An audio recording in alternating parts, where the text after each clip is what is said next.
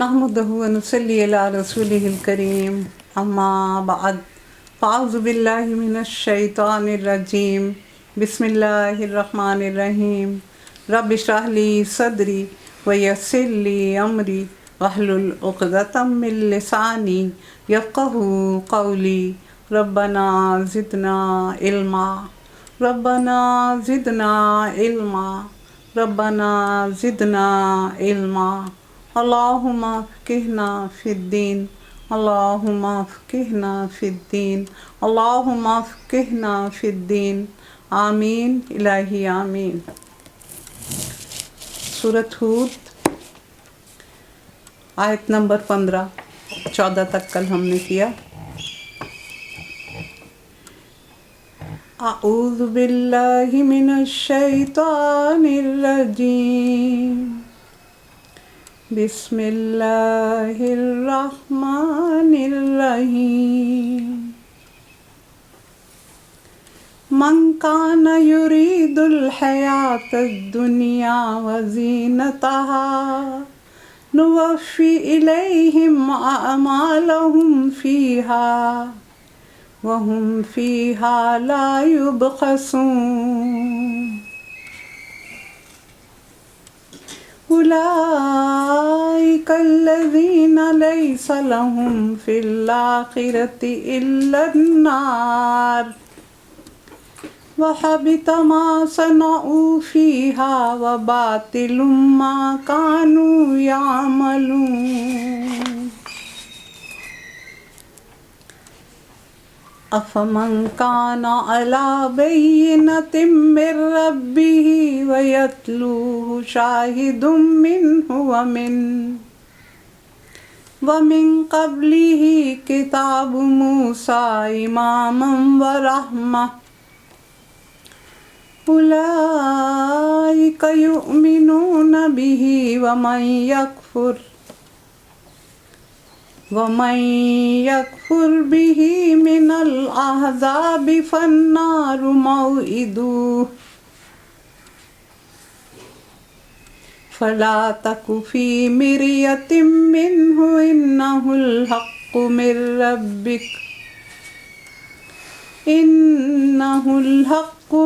ربک ولکن اکثر الناس لا یؤمنون۔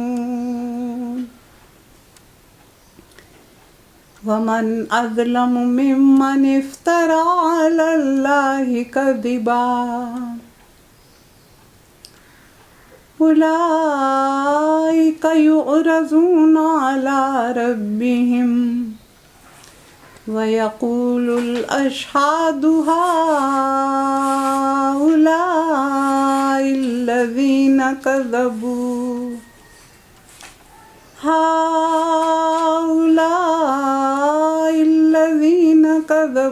عَلَىٰ رَبِّهِمْ أَلَا لَعْنَةُ اللَّهِ عَلَى الظَّالِمِينَ۔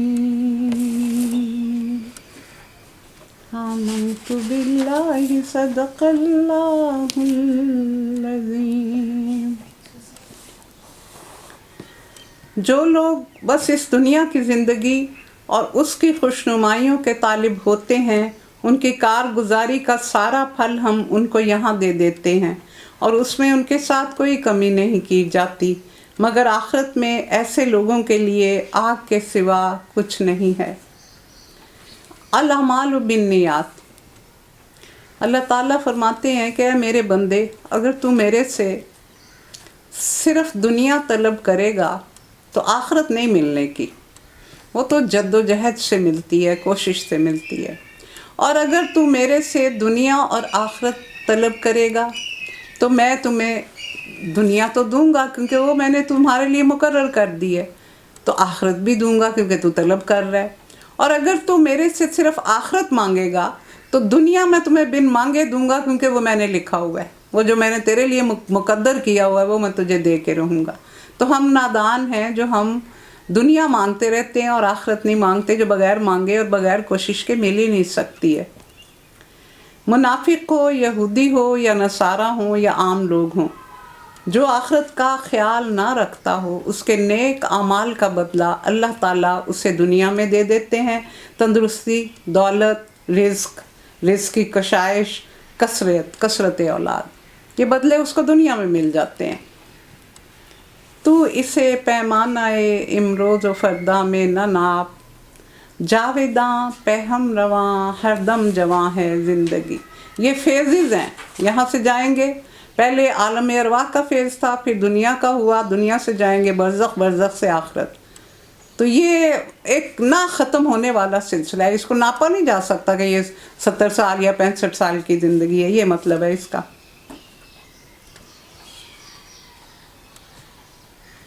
اور انہیں معلوم ہو جائے گا کہ دنیا میں جو کچھ انہوں نے بنایا وہ سب ملیا میٹ ہو گیا اور وہ سب محض باطل تھا۔ پھر بھلا وہ شخص جو اپنے رب کی طرف سے ایک صاف شہادت رکھتا تھا، اس کے بعد ایک گواہ بھی پروردگار کی طرف سے اس کی تائید میں آ گیا۔ اب یہ دیکھیں یہ کیا ہے کہ اپنے وجود میں اور زمین و آسمان کی ساخت میں اور کائنات کے نظام میں سب چیزیں اللہ کے ساتھ جوڑتی ہیں۔ اور رسول جو ہوتے ہیں وہ شہادت بالغیب حاصل کر چکے ہوتے ہیں۔ رسول اللہ صلی اللہ علیہ وسلم غار حرا میں جاتے تھے، اللہ کی تلاش میں جا رہے تھے نا، تو شہادت بالغیب انہیں حاصل ہوتی ہے، پھر ان کو عینی شہادت وہ دے دی جاتی ہے، پھر مشاہدہ کرا دیا جاتا ہے ان کا، تو وہ پھر نور علی نور ہو جاتے ہیں۔ یعنی پہلے ہی اللہ نے ان کو چنا ہوا تھا اپنی رسالت کے لیے، تو اس کے بعد پھر ایک شاہد بھی آ گیا، ایک قرآن آ گیا اس کی تصدیق کرتا ہوا کہ سارا ذکر جو ہے، سارے مخاطب جو ہیں وہ یعنی زیادہ تر تو رسول اللہ صلی اللہ علیہ وسلم سے خطاب اس میں کیا گیا۔ تو پھر یہ ایک گواہی لے کے آ گیا، اور پہلے موسیٰ کی کتاب رہنما اور رحمت کے طور پر آئی ہوئی موجود تھی، اور ایسے لوگ تو اس پر ایمان ہی لائیں گے۔ اور انسانی گروہوں میں سے جو کوئی اس کا انکار کرے تو اس کے لیے جس جگہ کا وعدہ ہے وہ دوزخ ہے۔ یعنی موسیٰ کی کتاب تورات جو تھی وہ قرآن کے نزدیک ترین تھی، انہوں نے تحریف کر کے اس کا بیڑا غرق کیا تھا۔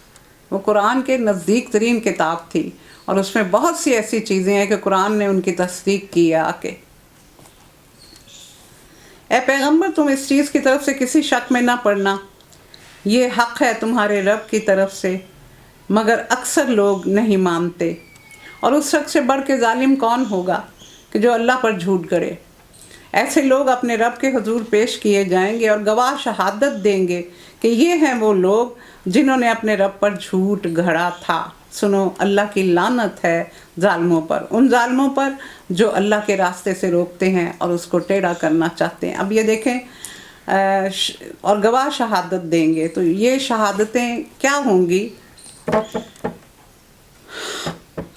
اور کون دے گا؟ یعنی جب یہ اللہ پر جھوٹ گھڑیں گے اور اللہ کی آیات کو نہیں مانیں گے اور کائنات کی نشانیوں سے بھی اسے نہیں پہچانیں گے، احکامات پر عمل نہیں کریں گے اور معجزوں کی خواہش طلب کریں گے، تو پھر گواہ کون سے ہیں جو گواہی دیں گے؟ کرامن کاتبین جو ہمارے دائیں بائیں ہمارے نامہ اعمال کو لکھ رہے ہیں، وہ اپنی گواہیاں بما ڈاکیومنٹس کے لے کے جائیں گے وہاں۔ اور انسان کے اپنے اعضاء، پھر رسولوں کے سامنے ان کی قوموں کو کھڑا کیا جائے گا، پھر اللہ تعالیٰ پوچھیں گے تم نے میرا پیغام انہیں نہیں دیا تھا، یہ کس طرح اتنے بہکتے رہے؟ تو پھر وہ رسولوں کی شہادت ہوگی، وہ کہیں گے یا باری تعالیٰ ہم تو جب تک رہے تیرا پیغام ان کو پہنچاتے رہے، انہوں نے ہی نہیں مان کے دیا۔ اور اس کے بعد عوام الناس، کہ یہ جب دین کی تعلیم دی جاتی ہے تو ایک دینے والا ہے، باقی سننے والے ہیں، تو ایک دوسرے کے گواہ ہیں۔ یہ بتانے والا گواہی دے گا، ہاں یہ میرے سامنے دین کا علم حاصل کرتے تھے، قرآن سے بڑی محبت کرتے تھے، موسم کی پرواہ نہیں کرتے تھے۔ اور جو اسٹوڈنٹ ہیں وہ بتانے والے کی گواہی دیں گے کہ انہوں نے ہمیں یعنی حتی الامکان اچھے طریقے سے کرانے کی کوشش کی جتنے یہ کر سکتے تھے۔ تو یہ گواہیاں انسانوں کی بھی ہوں گی۔ اور اس کے بعد وہ ہستیاں جنہیں وہ پوجتے رہے،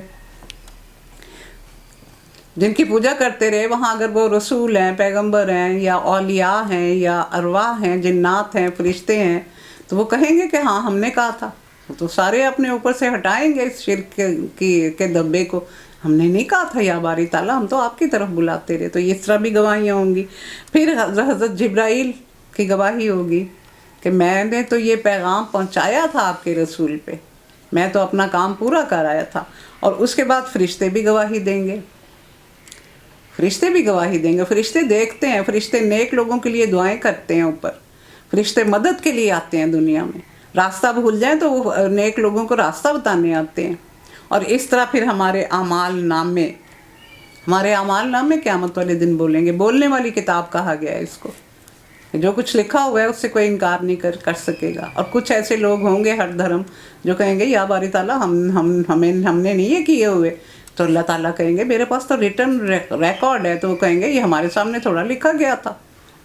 پھر ان کے ہاتھ بولیں گے، پاؤں بولیں گے، جلدیں بولیں گی، زبان اللہ کے کنٹرول میں آ جائے گی، یہ گواہیاں ہوں گی۔ اور پھر لعنت کا لفظ آیا، تو لعنت یہ وہ منادی ہے جو گواہوں کی گواہی کے بعد مشرکین پر لعنت کی صورت میں دی جائے گی، جب سب طرف سے جھوٹے ہو جائیں گے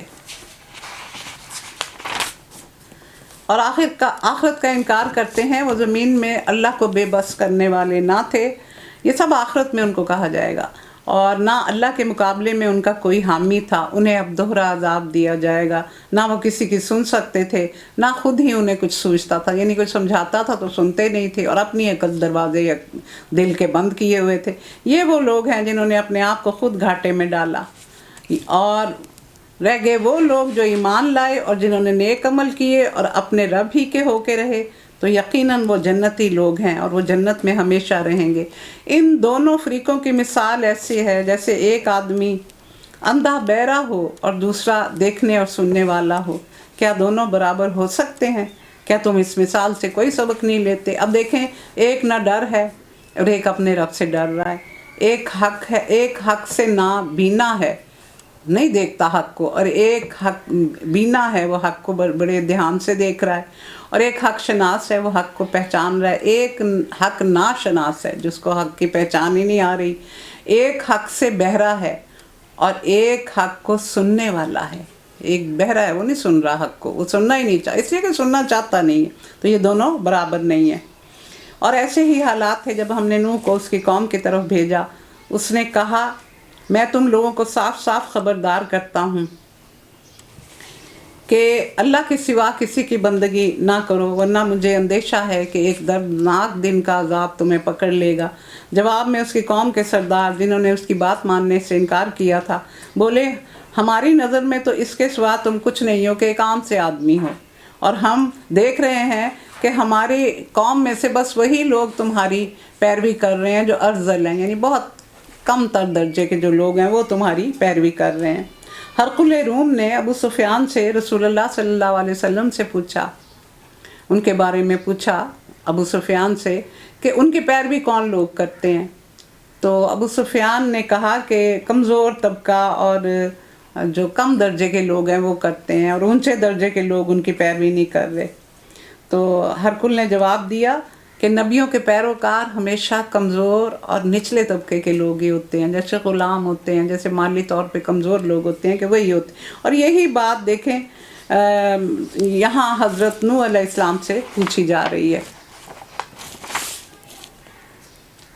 اور ہم کوئی چیز بھی ایسی نہیں پاتے جس میں تم ہم سے کچھ بڑھے ہو، یا زدنوں کی قوم جواب دے رہی ہے، اور ایسے ہی جواب آپ کو دیے جاتے تھے، بلکہ ہم تو تمہیں جھوٹا سمجھتے ہیں۔ اس نے کہا اے برادران قوم، ذرا سوچو تو صحیح کہ اگر میں اپنے رب کی طرف سے ایک کھلی شہادت پر قائم تھا اور پھر اس نے مجھے اپنی خاص رحمت سے نوازا، یعنی وہ تو پیدائشی اللہ تعالیٰ نے ان کو نور ہدایت عطا کیا ہوتا ہے، بینۃ نیا نہ بینۃ، کہ میں بینہ پہ ہوں، رحمت، ہدایت، قرآن، وحی الہی، وہ نور فطرت جو میرے اندر پہلے سے موجود تھا۔ قرآن کا مطلب اب جو ہر نبی اور رسول پہ صحیفے ضرور نازل ہوتے ہیں، یعنی جو اللہ کی طرف سے ان پہ نازل کیا جاتا ہے، تو یہ انبیاء نور علی نور ہوتے ہیں کہ ایک نور ان کے پاس پہلے ہوتا ہے، ان کی بصیرت کا نور، ان کے ایمان کا نور، اور پھر اللہ تعالیٰ ان پہ وحی کا نزول شروع کر دیتے ہیں۔ مگر وہ تم کو نظر نہ آئی تو آخر ہمارے پاس کیا ذریعہ ہے کہ تم ماننا نہ چاہو اور ہم زبردستی کیسے منوا لیں، کہ تم ماننا ہی نہیں چاہتے، تم دیکھنا ہی نہیں چاہتے۔ اور اے برادران قوم، میں اس کام پر تم سے کوئی اجر نہیں مانگتا، میرا اجر تو میرے رب کے ذمے ہے، اور میں ان لوگوں کو دھکے دینے سے رہا جنہوں نے میری بات مانی وہ آپ ہی اپنے رب کے حضور جانے والے ہیں۔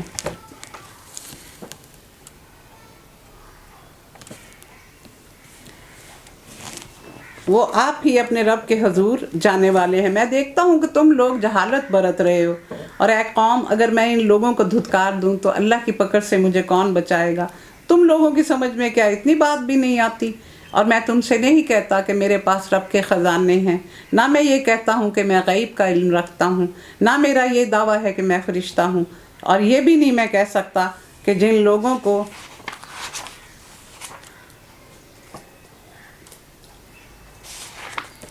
تمہاری آنکھیں حقارت سے دیکھتی ہیں انہیں اللہ نے کوئی بھلائی نہیں دی، ان کے نفس کا حال اللہ جانتا ہے، اگر میں ایسا کہوں تو ظالم ہوں گا۔ یعنی یہ رسول اللہ صلی اللہ علیہ وسلم کے پاس بھی حضرت خباب بن ارت، حضرت عبداللہ بن مسعود، حضرت بلال حبشی، حضرت صہیب رومی بیٹھے ہوتے تھے، تو یہ کہتے تھے، کفار مکہ کہتے تھے، سرداران قریش، کہ ان کو ہٹاؤ، تم نے ہمارے لیے جگہ کون سی رکھی ہے بیٹھنے کے لیے؟ یہ کوئی جگہ ہے بیٹھنے کی؟ ہم ان کے پاس نہیں آ کے بیٹھ سکتے۔ تو یہ بتایا جا رہا ہے کہ وہ ان کے ساتھ بھی معاملہ یعنی دونوں کے ساتھ ایک ہی جیسا ہے۔ مروان کی بیٹی کا نکاح حضرت عمر بن عبدالعزیز کے ساتھ ہوا۔ انہوں نے کہا تمہارے باپ نے حکومتی مال کو ذاتی متاع بنا لیا ہے، اگر تم سارا مال بیت المال میں جمع کرا دو تو میں ساتھ رہنے کو تیار ہوں۔ انہوں نے ایسا کیا۔ پھر کچھ وقت گزرنے کے بعد مروان کے بیٹوں کو مسجد کے باہر بھیک مانگتے دیکھا گیا، اور حضرت عمر بن عبدالعزیز کی اولاد کو اللہ نے بہت نوازا۔ یہ دیکھیں، یہ ایک دم سے پلٹا آنے میں کوئی ٹائم لگتا ہے انسان کے۔ آخرکار ان لوگوں نے کہا، اے نوح، تم نے ہم سے بہت جھگڑا کر لیا، اب تو بس وہ عذاب لے آ جس کی تو ہمیں دھمکی دیتا رہتا ہے، اگر تو سچا ہے۔ نوح نے جواب دیا، وہ تو اللہ ہی لائے گا اگر چاہے گا، تم اتنا بل بوتا نہیں رکھتے کہ اسے روک سکو، کہ جب وہ آئے گا تو تمہیں پتہ یعنی کہتے ہیں نا، لگ پتہ جائے گا پھر تمہیں۔ اب اگر میں تمہاری کچھ خیر خواہی کرنا بھی چاہوں تو میری خیر خواہی تمہیں کوئی فائدہ نہ دے گی، جبکہ اللہ ہی نے تمہیں بھٹکا دینے کا ارادہ کر لیا ہے، وہی تمہارا رب ہے اور اسی کی طرف تمہارا پلٹنا ہے۔ اے رسول، کیا یہ لوگ کہتے ہیں کہ اس شخص نے یہ سب کچھ خود گھڑ لیا ہے؟ ان سے کہو، اگر میں نے خود گھڑا ہے تو مجھ پر اپنے جرم کی ذمہ داری ہے، اور جو جرم تم کر رہے ہو اس کی ذمہ داری تم پہ ہے۔ یعنی وہ کہتے تھے کہ یہ جان جان کے ہمیں اس طرح کے قصے سناتا ہے جو ہم سے ملا کے پھر چاہتا یہ ہے کہ ہم اس کی بات مان لیں، کیونکہ آپ نے جب حضرت نوح علیہ السلام کا قصہ سنایا تو اس کا جواب انہوں نے یہ دیا۔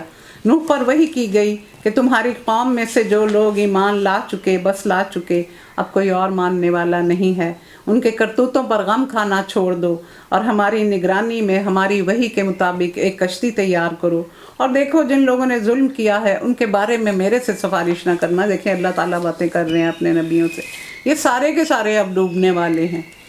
نوح کشتی بنا رہا تھا، اس کی قوم کے سرداروں میں سے جو کوئی بھی اس کے پاس سے گزرتا وہ اس کا مذاق اڑاتا تھا۔ اس نے کہا، اگر تم ہنستے ہو تو ہم بھی تم پر ہنس رہے ہیں، عنقریب تمہیں خود معلوم ہو جائے گا کہ کس پر عذاب آتا ہے اور جو اسے رسوا کرے گا، اور کس پر بلا ٹوٹ پڑتی ہے جو ٹالے سے نہ ٹلے گی۔ حتی اذا جاء امرنا وفارت النور قل نحمل فیہا من کل زوجین اثنین واہلک الا من سبق علیہ القول ومن آمن وما آمن معه الا قلیل وقال ارکبوا فیہا بسم اللہ مجریہا ومرساہا ان ربی لغفور رحیم۔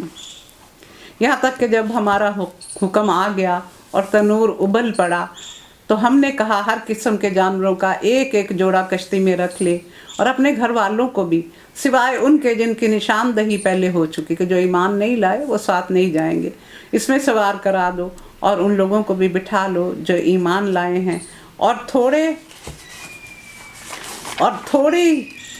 ہی لوگ تھے جو نوح کے ساتھ ایمان لائے تھے۔ نوح نے کہا، سوار ہو جاؤ اس میں اللہ کے نام سے، اس کا چلنا ہے اور اس کا ٹھہرنا ہے، اور میرا رب غفور الرحیم ہے۔ یہ دعا ہے، بسم اللہ مجریہا و مرساہا انا ربی لغفور الرحیم. جب بھی سواری پہ بیٹھے، پیدل بھی جائیں، کیونکہ ہم جب پیدل جاتے ہیں تو ہم ٹانگوں پہ اپنی ٹانگوں پر سوار ہوتے ہیں، اس وقت بھی یہ پڑھی جا سکتی ہے. اور الحمدللہ الذی نجانا من القوم الظالمین، اور اللہ تعالیٰ نے فرمایا کہ یہ دعا بھی پڑھ لینا. اور پھر ایک اور دعا جو قرآن پاک میں آتی ہے، قل ربی انزلنی منزلا مبارکا وانت خیر المنزلین. تو یہ بھی بہت اچھی دعا ہے، اور کہتے ہیں شوگر کے لیے بھی فائدہ دیتی ہے.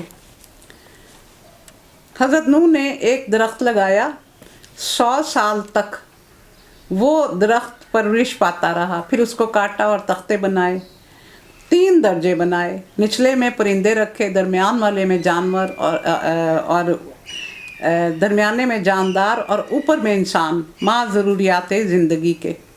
اس طرح یہ کشتی بنی. اور حضرت جبرائیل ہدایات دیتے تھے، ان کی ہدایات میں بنائی گئی تھی. کشتی 300 گز لمبی تھی، 50 گز چوڑی تھی اور 30 گز اونچی تھی. اور حضرت نوح کوفہ سے 10 رجب کو کشتی میں سوار ہوئے. کوفہ کی جامع مسجد کے دروازے کے پاس ایک تنور تھا، یہ پتھر کا تھا، اور اماں حوا اس میں روٹیاں پکاتی تھیں. یہ حضرت نوح کو ترکے میں ملا تھا، یعنی ان کو پیچھے سے ملا، باپ کی طرف سے ملا ہوا تھا. کشتی ان لوگوں کو لے کے چلے جا رہی تھی، اور ایک ایک موج پہاڑ کی طرح اٹھ رہی تھی. نوح کا بیٹا دور فاصلے پر تھا. نوح نے پکار کر کہا، بیٹا ہمارے ساتھ سوار ہو جا، کافروں کے ساتھ نہ رہے. اس نے پلٹ کر جواب دیا، میں ابھی پہاڑ پر چڑھ جاتا ہوں، وہ مجھے پانی سے بچا لے گا.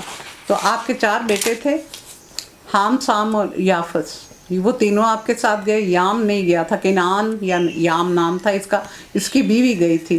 لیکن اس نے اپنے، یہ منافق تھا، اس طرح کلمہ پڑھ کے تو باپ سمجھتا تھا کہ میرا بیٹا یعنی مومن ہے، لیکن یہ منافق تھا، اس لیے انہوں نے کہا تھا کہ سوار ہو جا، ورنہ رسول کبھی کافروں کو اپنے ساتھ شامل نہیں کرتے. نوح نے کہا، آج کوئی چیز اللہ کے حکم سے بچانے والی نہیں سوائے اس کے کہ اللہ ہی کسی پر رحم فرمائے. اتنے میں ایک موج دونوں کے درمیان حائل ہو گئی، اور وہ بھی ڈوبنے والوں میں شامل ہو گیا. حکم ہوا، اے زمین اپنا سارا پانی نگل جا، اور اے آسمان رک جا. چنانچہ پانی زمین پر بیٹھ گیا، فیصلہ چکا دیا گیا، اور کشتی جودی پہاڑ پر رک گئی، اور کہہ دیا گیا، دوری ہوئی ظالم قوم سے. اور تاریخی روایات یہ بتاتی ہیں کہ طوفان نوح کا پانی بڑے سے بڑے پہاڑ کی چوٹی سے بھی 15 گز یا 40 گز، بلکہ ایک قول کے مطابق 80 میل اونچا تھا. یہ طوفان 40 دن رہا تھا. اور 10 رجب کو حضرت نوح کشتی پر سوار ہوئے. 6 ماہ تک یہ کشتی طوفان کے اوپر چلتی رہی. بیت اللہ کے مقام پر پہنچی تو 7 مرتبہ طواف کیا. اللہ نے بیت اللہ کو بلند کر کے غرق ہونے سے بچا لیا تھا. اور 10 محرم کو طوفان ختم ہوا اور کشتی جودی پر ٹھہر گئی. عراق کے شہر موصل میں پہاڑی سلسلہ ہے. ایک حصے کا نام جودی اور ایک کا ارارات ہے، یہ تورات میں بیان کیا گیا ہے. 10 محرم کو آپ نے روزہ رکھا، اور شام موصل کا علاقہ، اس میں ایک بستی کی بنیاد رکھی جس کا نام سمانین کیونکہ 80 لوگ تھے آپ کے ساتھ، تو سمانین اس کا نام رکھا. پھر حضرت نوح علیہ السلام نے اس کو کوے کو بھیجا کہ دیکھ کے کیا حالات ہیں. تو وہ اس نے جا کے ایک مردار مل گئی، اور وہ اس کو کھانے میں لگ گیا. پھر کبوتر کو بھیجا. جب کبوتر واپس آیا تو منہ میں اس کے ایک تھوڑا سا زیتون کا پتا اور ہاتھ میں کیچڑ تھا. تو پھر اس سے پتہ چلا کہ یہ طوفان جو ہے وہ تھم چکا ہے. تو کبوتر کی دیکھیں کتنی تعریف ہے. نوح نے اپنے رب کو پکار کر کہا، اے رب میرا بیٹا میرے گھر والوں میں سے ہے، اور تیرا وعدہ سچا ہے، اور تو سب حاکموں سے بڑا اور بہتر حاکم ہے. جواب میں ارشاد ہوا، اے نوح وہ تیرے گھر والوں میں سے نہیں، وہ تو ایک بگڑا ہوا کام ہے، عمل غیر صالح یہ کہا گیا. لہذا تو اس بات کی مجھ سے درخواست نہ کر جس کی حقیقت تو نہیں جانتا. یہ میں نے بتایا نا کہ وہ منافق تھا، باپ کو اس نے اتنا بتایا نہیں ہوا تھا. میں تجھے نصیحت کرتا ہوں کہ اپنے آپ کو جاہلوں کی طرح نہ بنا لے. نوح نے عرض کیا، اے میرے رب انی اعوذ بک ان اسألک ما لیس لی بہ علم. میں تیری پناہ مانگتا ہوں گا، میں وہ تجھ سے وہ چیز مانگوں جس کا مجھے علم نہیں ہے، اگر تو نے مجھے معاف نہ کیا تو میں نقصان اور رحم نہ فرمایا تو میں برباد ہو جاؤں گا۔ وَإِلَّا تَغْفِرْ لِي وَتَرْحَمْنِي أَكُن مِّنَ الْخَاسِرِينَ۔ اور پھر حضرت آدم علیہ السلام نے کیا کہا تھا جب ان سے خطا ہوئی؟ ربنا ظلمنا انفسنا وَإِن لَّمْ تَغْفِرْ لَنَا وَتَرْحَمْنَا لَنَكُونَنَّ مِنَ الْخَاسِرِينَ۔ تو یہ انبیاء کی خصوصیات ہیں۔ حکم ہوا اے نوح اتر جا، ہماری طرف سے سلامتی اور برکتیں ہیں تجھ پر اور ان گروہوں پر جو تیرے ساتھ ہیں، جو لوگ آپ کے ساتھ تھے، اور پوری دنیا پھر ان 80 لوگوں سے بنی، اور کچھ گروہ ایسے ہیں جن کو ہم کچھ مدت سامان زندگی بخشیں گے، پھر انہیں ہماری طرف سے دردناک عذاب پہنچے گا۔ اے رسول، یہ غیب کی خبریں جو ہم آپ کی طرف وحی کر رہے ہیں، اس سے پہلے نہ تم ان کو جانتے تھے اور نہ تمہاری قوم، پس صبر کرو، انجام کار متقیوں کے حق میں ہے۔ تو کیا ہے کہ آپ نے یہ ثابت کیا گیا کہ یہ اللہ تعالیٰ آپ کی رسالت کا ثبوت دے رہے ہیں کہ میرے رسول آپ کو ان باتوں کا نہیں پتہ تھا، نہ آپ کی قوم یہ باتیں جانتی ہے، آپ انہیں بتا رہے ہیں۔ تو یہ ایک ثبوت ہے، بیان ثبوت ہے کہ آپ پہ وحی کا نزول ہو رہا ہے۔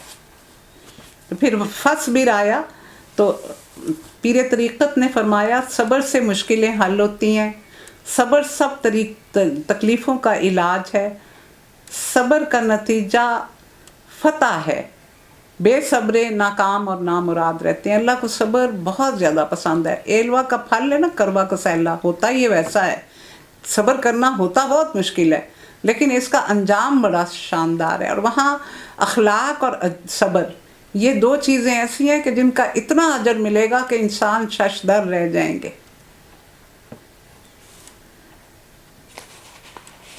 اور عاد کی طرف ہم نے ان کے بھائی ہود کو بھیجا، اس نے کہا اے برادران قوم، اللہ کی بندگی کرو، تمہارا کوئی رب اس کے سوا نہیں، تم نے محض جھوٹ گھڑ رکھے ہیں کہ یہ جو بت شت بنائے ہوئے ہیں، جن کی بھی غیر اللہ کے علاوہ پرستش کرتے ہو، یہ جھوٹ ہیں۔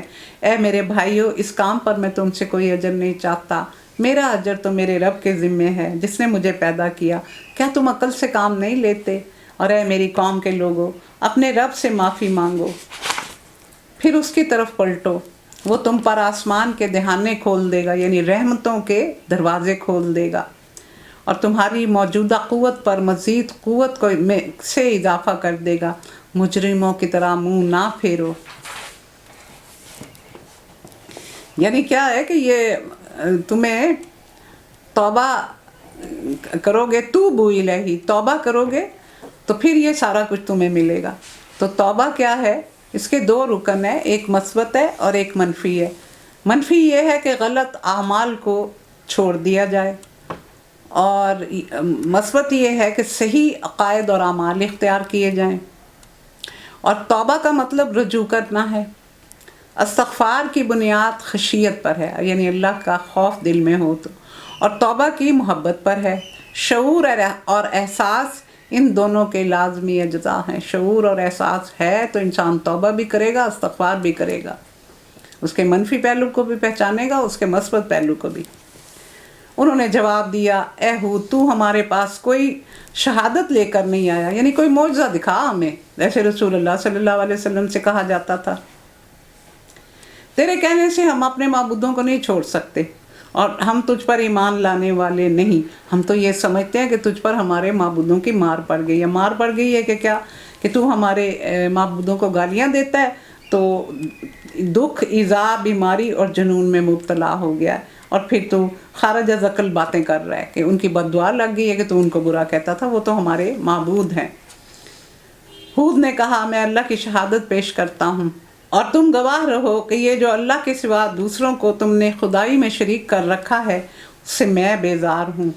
تم سب کے سب مل کر میرے خلاف اپنی کرنی میں کوئی کسر نہ اٹھا رکھو، سارے میرے خلاف چالیں چل لو اور مجھے مہلت نہ دو۔ میرا بھروسہ میرے رب پر ہے، میرا بھروسہ اللہ پر ہے جو رب ہے میرا بھی اور تمہارا بھی، اور کوئی جاندار ایسا نہیں جس کی چوٹی اللہ کے ہاتھ میں نہ ہو۔ کیا مطلب؟ کنٹرول، ریموٹ کنٹرول اللہ کے ہاتھ میں ہے۔ ایک سانس ہم نہیں لے سکتے اگر رب کی مشیت اور رضا نہیں ہوگی۔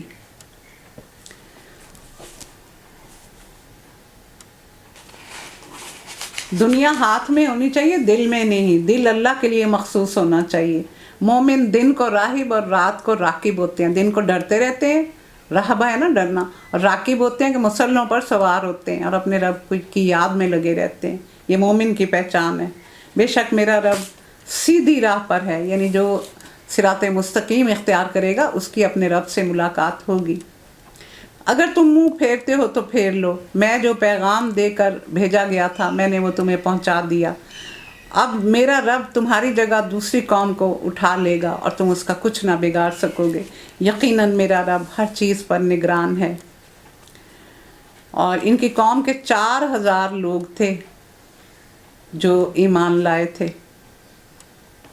پھر جب ہمارا حکم آ گیا تو ہم نے اپنی رحمت سے ہود کو اور ان لوگوں کو جو اس کے ساتھ ایمان لائے تھے نجات دے دی، اور ایک سخت عذاب نے انہیں پکڑ لیا۔ یہ صرف 4000 لوگ آپ کے ساتھ تھے، اور ایک سموم میں دوزخ چلی، وہ حلق سے گھس کر دماغ تک جاتی تھی اور ان کے اعضاء ٹکڑے ٹکڑے کر دیتی تھی۔ یہ دیکھیں، یہ دنیا کی آگ ہی ہمیں اتنی زیادہ لگتی ہے، اور اس سے 69 گنا زیادہ ہوگی دوزخ کی آگ، تو جو ٹکڑے ٹکڑے کر دے گی۔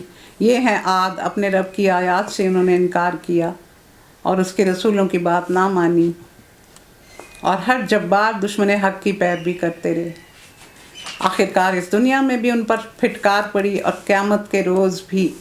سنو، عاد نے اپنے رب سے کفر کیا، سنو، دور پھینک دیے گئے عاد، ہود کی قوم کے لوگ، حضرت ہود کی قوم کے لوگ، اور سمود کی طرف اب اگلی قوم۔ تھوڑا تھوڑا یہ ریفرنسز سے دیے ہوئے ہیں، تھوڑی تھوڑی سی باتیں ان کی بتائی ہوئی ہیں ساری قوموں کی۔ اور سمود کی طرف ہم نے ان کے بھائی صالح کو بھیجا۔ اس نے کہا، اے میری قوم کے لوگوں، اللہ کی بندگی کرو، اس کے سوا تمہارا کوئی رب نہیں، وہی ہے جس نے تم کو زمین سے پیدا کیا اور یہاں بسایا، لہذا تم اس سے معافی چاہو اور اس کی طرف پلٹ آؤ۔ معافی کیوں چاہو گے؟ تم شرک کر رہے ہو، تو اس کو چھوڑ دو اور اپنے رب کی طرف رجوع کر لو۔ یقیناً میرا رب قریب ہے اور دعاؤں کا جواب دینے والا ہے۔ سمودی جو تھے، یہ عاد ثانی بھی ان کو کہا جاتا ہے، یہ عاد، قوم عاد کے بعد تھے، اور ان کی عمریں 300 سے 1000 برس کی ہوتی تھی۔ بڑے شاندار، بڑے بڑے ستونوں والے گھر بناتے تھے، بڑے خوبصورت باغات بناتے تھے، اور نہری نظام ان کا بڑا شاندار تھا، تو ہائی ٹیک لوگ تھے یہ۔ قالوا یا صالح قد كنت فينا مرجوا قبل هذا اتنهانا ان نعبد ما يعبد آباؤنا واننا لفي شك مما تدعونا اليه مريب۔ قال یا قوم ارأيتم ان كنت على بينة من ربي وآتاني منه رحمة فمن ينصرني من الله ان عصيته فما تزيدونني غیر تخسیر۔ انہوں نے کہا، اے صالح، تو ہمارے درمیان ایسا شخص تھا جس سے ہماری بڑی توقعات وابستہ تھی، کیا تو ہمیں ان معبودوں کی پرستش سے روکتا ہے جن کی پرستش ہمارے باپ دادا کرتے رہے؟ تو جس طریقے کی طرف ہمیں بلا رہا ہے اس کے بارے میں ہم کو سخت شبہ ہے اور ہم سخت خلجان میں پڑ گئے ہیں۔ یعنی بڑی امیدیں تھیں کہ تو بڑا نونہال ہے، بڑا ذہین ہے، اور تمہارے اندر ہم حکمت اور دانائی کی نشانیاں دیکھ رہے تھے، ہم اپنا بادشاہ اور سردار بنانا چاہتے تھے، لیکن تو ہمیں ہمارے دین سے ہی ہٹانے پہ لگ گیا جس پر ہمارے باپ دادا تھے۔ یہ تو نے ہمارے لیے اچھا نہیں کیا۔ یہ وہ گلے کر رہے ہیں۔ صالح نے کہا، اے برادران قوم، تم نے کچھ غور بھی کیا کہ اگر میں اپنے رب کی طرف سے ایک صاف شہادت رکھتا تھا، پھر اس نے اپنی رحمت سے مجھ کو نواز دیا، اس کے بعد اللہ کی پکڑ سے مجھے کون بچائے گا اگر میں نافرمانی کروں؟ یعنی ایک واضح، یعنی جو رسول اور نبی ہوتے ہیں وہ پیدائشی رسول اور نبی ہوتے ہیں، بہت اچھے خاندان سے ہوتے ہیں، بڑے خوبصورت ہوتے ہیں، بڑے عقل مند ہوتے ہیں، بڑے فطین ہوتے ہیں، اور بڑے اچھے علاقے میں، مرکزی علاقے میں مبعوث کیے جاتے ہیں۔ ان کا جو نسب ہوتا ہے وہ بہت شاندار ہوتا ہے، تو ان میں بڑی خصوصیات ہوتی ہیں۔ ایک تو یہ اللہ نے ان کو یعنی ان خصوصیات کے ساتھ پیدا کیا ہوتا ہے اور قلب سلیم عطا کیا ہوتا ہے، اور اس کے بعد پھر جب وحی کا نزول شروع ہوتا ہے تو پھر ان کو اور زیادہ اللہ رتبہ دے دیتا ہے۔ یہاں یہی بات وہ کہہ رہے ہیں۔ تم میرے کس کام آ سکتے ہو سوائے اس کے کہ مجھے اور زیادہ خسارے میں ڈال دو. یعنی تم جو بت پرستی کر رہے ہو تو تم میرے لیے خسارہ ہی ہے اگر میں تمہاری باتیں سنوں گا. اور اے میری قوم کے لوگوں، دیکھو یہ اللہ کی اونٹنی تمہارے لیے ایک نشانی ہے، اسے اللہ کی زمین میں چڑھنے کے لیے آزاد چھوڑ دو اور اس سے تعرض نہ کرنا، ورنہ کچھ دیر نہ گزرے گی کہ تم پر عذاب آ جائے گا. مگر انہوں نے اونٹنی کو مار دیا. اس پر صالح نے ان کو خبردار کر دیا کہ بس اب 3 دن اپنے گھروں میں رہ لو، یہ ایسی میات ہے جو جھوٹی نہ ثابت ہوگی. آخر کار جب ہمارے فیصلے کا وقت آ گیا تو ہم نے اپنی رحمت سے صالح اور ان لوگوں کو جو اس کے ساتھ ایمان لائے تھے بچا لیا اور اس دن کی رسوائی سے محفوظ رکھا. بے شک تیرا رب ہی دراصل طاقتور اور بالادست ہے. تو انہوں نے کہا تھا یعنی 3 دن کے بعد عذاب آئے گا، 4 شنبہ، 5 شنبہ اور جمعہ، ہفتے والے دن عذاب اترے گا. چوتھے دن سورج نکلا تو وہ اپنے گھروں سے باہر آئے کہ حضرت جبرائیل آئے اور انہوں نے دیکھا تو کہ ان کے پاؤں زمین کی طرف اور جو سر ہے وہ آسمان کی طرف ہے، اور ان کے پر جو ہیں وہ مشرق سے مغرب تک پھیلے ہوئے ہیں. پاؤں زرد تھے، بازو سبز تھے، پیشانی روشن تھی، رخسار دہکتے ہوئے، بال سرخ تھے. یہ ذرا آنکھوں میں تصور کریں اپنے. قوم سمود ڈر کر بھاگ گئی.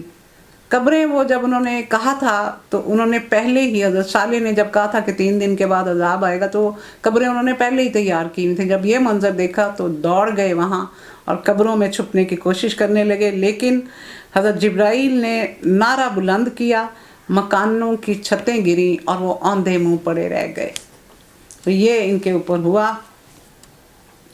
وہ لوگ جنہوں نے ظلم کیا تھا ایک سخت دھماکے نے ان کو پکڑ لیا اور وہ اپنی بستیوں میں بے حس و حرکت پڑے رہ گئے، گویا کہ کبھی بسے ہی نہ تھے. ایسی تباہی آئی. یہاں صیحۃ کا لفظ آیا، کبھی رجفہ آتا ہے، کبھی طاغیہ آتا ہے، کبھی صاعقہ آتا ہے، کبھی واقعہ آتا ہے. تو یہ لفظ اس طرح آتے رہے ہیں.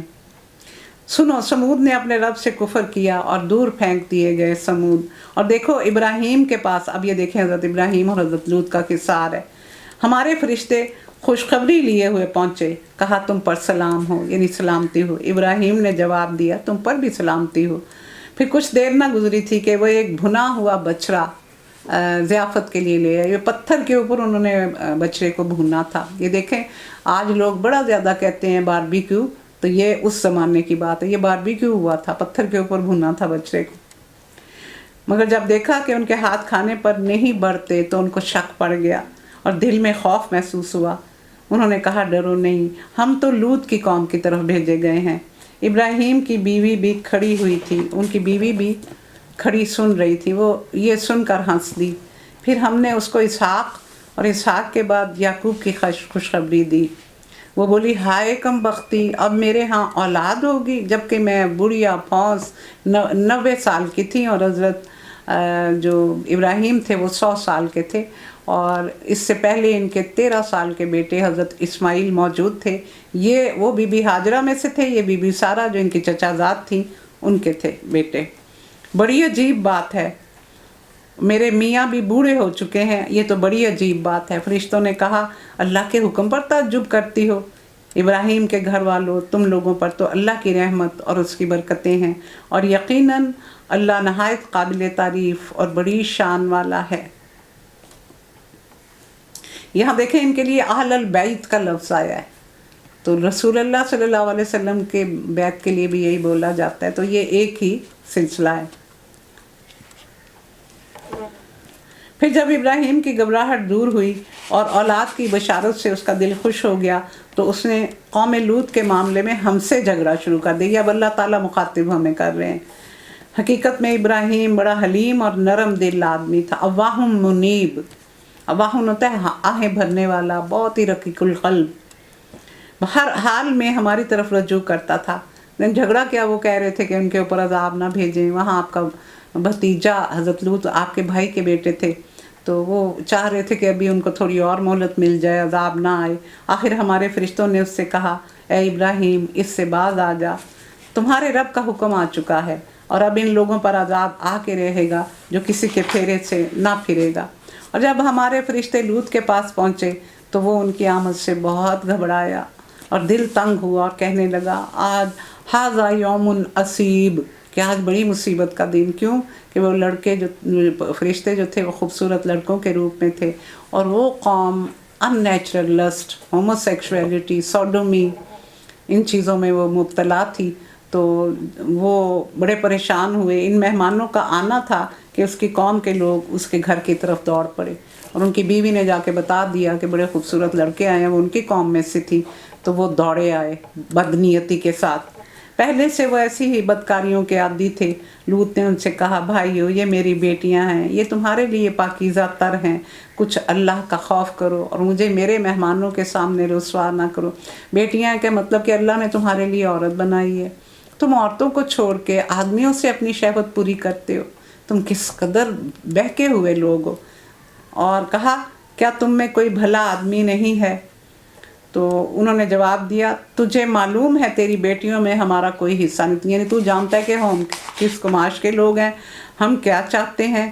اور وہ یعنی حرام طریقے کو اختیار کرنے سے وہ اتنے عادی ہو چکے تھے اس چیز کے کہ وہ اب اس سے ہٹ ہی نہیں رہے تھے. وہ سمجھتے تھے یہی بس ہے جو بھی ہے ہمارے لیے ہے. وائے ناکامی متائے کارواں جاتا رہا، کارواں کے دل سے احساس زیاں جاتا رہا. اصل بات یہ ہوتی ہے کہ وہ سمجھتے تھے وہ بہت اچھا کام کر رہے ہیں، یعنی حلال اور حرام کی تفریق ہی ان کے دل سے نکل چکی تھی. لوط نے کہا کاش میرے پاس اتنی تو طاقت ہوتی کہ تمہیں سیدھا کر دیتا، یا کوئی مضبوط سہارا ہوتا کہ میں اس کی پناہ لے لیتا.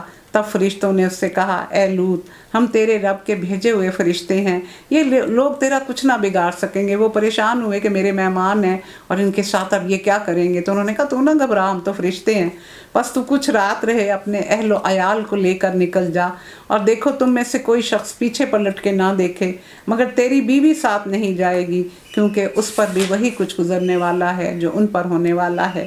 ان کی تباہی کے لیے صبح کا وقت مقرر ہے، اور صبح ہوتے اب دیر ہی کتنی. ان کے ساتھ آپ کی بیٹیاں گئی تھیں، آپ کا بیٹا کوئی نہیں تھا، اور بہت ہی تھوڑے لوگ تھے جو آپ کے ساتھ گئے تھے. پھر وہاں جا کے حضرت ابراہیم کے پاس جب پہنچے تھے، پھر وہاں دوبارہ شادی کی تھی، پھر بیٹے ہوئے تھے، لیکن یہاں جاتے ہوئے آپ کے ساتھ بیٹیاں ہی تھیں. پھر جب ہمارے فیصلے کا وقت آن پہنچا تو ہم نے اس بستی کو تل پٹ کر دیا اور اس پر پکی مٹی کے پتھر تابڑ توڑ برسائے، جن میں سے ہر پتھر تیرے رب کے ہاں نشان زدہ تھا، اور ظالموں سے یہ سزا کچھ دور نہ تھی. تو ان کے 4-5 عذاب اکٹھے آئے تھے. سب سے پہلے یہ جب دیوار کے اوپر چڑھ کے اندر آنا چاہ رہے تھے تو حضرت جبرائیل علیہ السلام نے اپنا پر ان کے منہ پہ مارے تھے، جس سے یہ اندھے ہو گئے تھے، ان کو دکھائی نہیں دے رہا تھا، اور بڑے پریشان ہوئے تھے کہ ایک دم ہماری آنکھیں کہاں چلی گئیں. اس کے بعد حضرت جبرائیل علیہ السلام نے اپنے پروں پر ان کی بستی جو امورہ اور صدوم کی بستیاں تھیں، ان کو اپنے پروں پر اٹھایا اور اتنی بلندی پہ لے گئے کہ پہلے آسمان تک چلے گئے. یعنی اتنی زیادہ بلندی پہ آپ نے ان بستیوں کو اٹھایا، پھر ان کو الٹا کے پھینک دیا. عالیہا سافلہا آتا ہے، پلٹا کے مارا نیچے. اور اس کے بعد پھر ایک زور کی چیخ تھی جو حضرت کہا جاتا ہے وہ حضرت جبرائیل علیہ السلام کی چیخ تھی. پھر اس کے بعد زلزلہ آیا تھا بڑا سخت، اور اس کے ساتھ ہی پھر ان کے اوپر پکی ہوئی مٹی کے سجیل کہا جاتا ہے، سنگ گل ہے جس کو سجیل بنایا گیا ہے، کہ وہ جو زیادہ یہ کہا جاتا ہے کہ وہ اللہ کی طرف سے ہی اللہ تعالیٰ نے پتھروں کی بارش کی تھی، اور ہر بندے کو جو پتھر لگتا تھا اس پر اس کا نام بھی لکھا ہوا تھا. اور ایک شخص جو اس وقت اپنی بستی میں موجود نہیں تھا، مکہ گیا ہوا تھا دعا کرانے کے لیے، تو اس کے اوپر بھی وہ پتھر اس کا انتظار کرتا رہا تھا، اور جب وہ آیا تھا تو اس کو لگا تھا. تو کچھ روایات یہ ملتی ہیں کہ آتش فشاں پھٹ گیا تھا اور اس کے پتھر تھے جو ان کو لگ رہے تھے. اب اللہ جانتا ہے. اور مدین والوں کی طرف ہم نے ان کے بھائی شعیب کو بھیجا. اس نے کہا اے میری قوم کے لوگو، اللہ کی بندگی کرو، اس کے سوا تمہارا کوئی رب نہیں ہے، اور ناپ تول میں کمی نہ کیا کرو. آج میں تم کو اچھے حال میں دیکھ رہا ہوں، مگر مجھے ڈر ہے کہ کل تم پر ایسا دن آئے گا جس کا عذاب تمہیں گھیر لے گا. اور اے میری قوم کے لوگو، ٹھیک ٹھیک انصاف کے ساتھ پورا ناپو اور تولو، اور لوگوں کو ان کی چیزوں میں گھاٹا نہ دیا کرو، زمین میں فساد نہ پھیلاتے پھرو. اللہ کی دی ہوئی بچت تمہارے لیے بہتر ہے اگر تم مومن ہو، بہرحال میں تمہارے اوپر نگران کار نہیں ہوں۔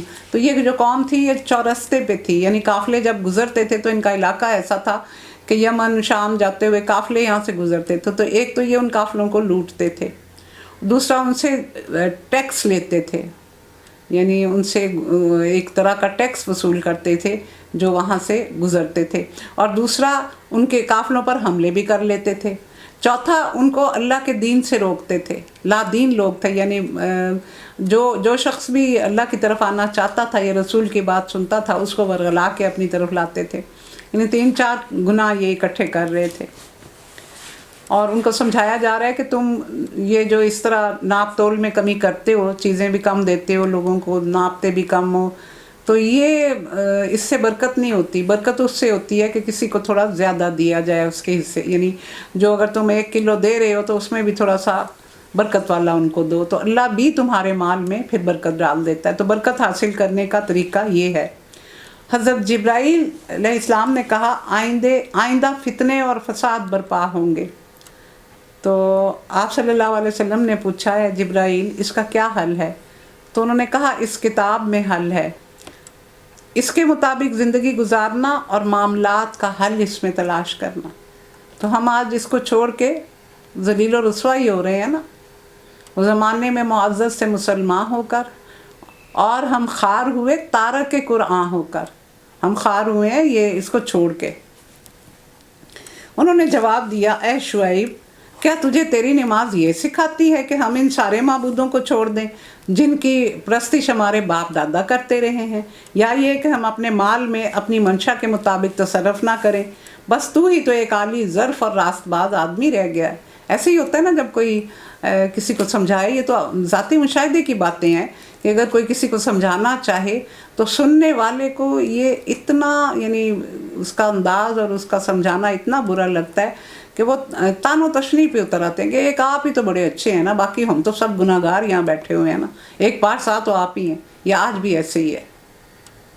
شعیب نے کہا بھائیو تم خود سوچو، اگر میں اپنے رب کی طرف سے ایک کھلی شہادت پر تھا، پھر اس نے اپنے ہاتھ سے مجھے اچھا رزق بھی عطا کیا، اچھا رزق عطا کیا کہ ایک تو نبوت، ہر نعمت جو ہے وہ رزق ہے، اور اس کے بعد ذرائع آمدنی بھی وافر تھے، دونوں طرح سے اللہ نے مہربانی کی، اور اس کے بعد میں تمہاری گمراہیوں اور حرام خوریوں میں تمہارا شریک حال کیسے ہو سکتا ہوں کہ اس نے تو مجھے نوازا ہے، اس نے میرے اوپر اتنی نعمتیں نازل کی ہیں، اس نے مجھے نبوت عطا کی، اور میں تمہاری یہ غلط حرکتیں دیکھ لوں اور بولوں نا؟ اور میں ہرگز یہ نہیں چاہتا کہ جن باتوں سے میں تم کو روکتا ہوں ان کا خود ارتکاب کروں، میں تو اصلاح کرنا چاہتا ہوں جہاں تک بھی میرا بس چلے۔ ان کا خیال تھا کہ ہمیں روک کے یہ خود زیادہ کمانا چاہ رہے ہیں، اور یہ جو کچھ میں کرنا چاہتا ہوں اس کا انحصار اللہ کی توفیق پر ہے، اسی پر میں نے بھروسہ کیا، اور ہر معاملے میں میں اسی کی طرف رجوع کرتا ہوں۔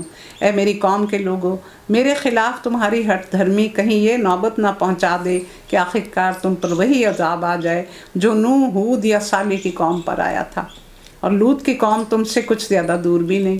600 یا 700 سال پہلے کی بات تھی کہ حضرت لوط کی قوم پر عذاب آیا تھا، تم دیکھ بھی رہے ہو، تمہیں سارا کچھ پتہ ہے، پھر بھی تم اس طرح کی باتیں کر رہے ہو۔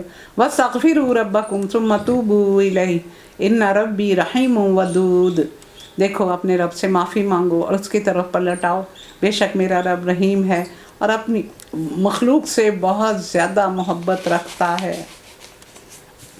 اب یہاں دیکھیں یہ اللہ کی محبت کی مثالیں دی گئی ہیں کہ کسی شخص کا اونٹ ایک بے آب و گیا صحرا میں کھو گیا، کھانے پینے کا سامان بھی اس پر تھا، وہ شخص ڈھونڈ کر مایوس ہو گیا اور ایک جگہ پر سر جھکا کر بیٹھ گیا، اور عین اسی حالت میں یکا یک اس نے دیکھا کہ اونٹ سامنے کھڑا ہے اور اس کے اوپر سارا سامان بھی موجود ہے، تو اس کو اتنی خوشی ہوئی کہ اس سے بہت زیادہ خوشی اللہ کو ہوتی ہے جب کوئی بھٹکا ہوا بندہ اس کی طرف آتا ہے، کہ صحرا میں جب کوئی راستہ بھی نہیں، کھانے کی کوئی چیز نہیں، اور وہ مایوس ہو کے بیٹھ گیا تو اونٹ ایک دم نظر آتا ہے اور سارا سامان بھی ہے، تو اسی طرح اللہ کی ذات خوش ہوتی ہے جب اس کا کوئی بھٹکا ہوا بندہ اس کی طرف پلٹ کے آتا ہے۔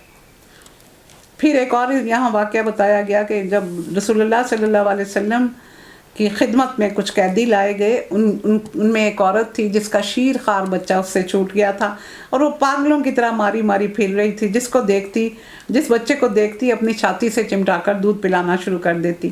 تو نبی کریم نے اس کا حال دیکھا تو پوچھا کہ کیا تم یہ توقع کر سکتے ہو کہ یہ عورت اپنے بچے کو آگ میں پھینک سکتی ہے؟ تو کسی نے کہا نہیں رسول اللہ، ایسے کیسے ہو سکتا ہے؟ تو پھر آپ صلی اللہ علیہ وسلم نے جواب دیا کہ یہ اللہ کا رحم اپنے بندوں پر اس سے بھی زیادہ ہے جو یہ عورت اپنے بچے کے لیے رکھتی ہے. پھر وہ کس طرح دیکھے گا کہ تم آگ میں جاؤ؟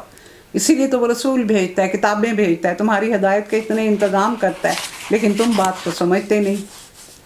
انہوں نے جواب دیا اے شعیب، تیری بہت سی باتیں ہماری سمجھ میں نہیں آتی اور ہم دیکھتے ہیں کہ تو ہمارے درمیان ایک بے زور آدمی ہے. تیری برادری نہ ہوتی تو ہم تجھے کبھی کا سنسار کر چکے ہوتے.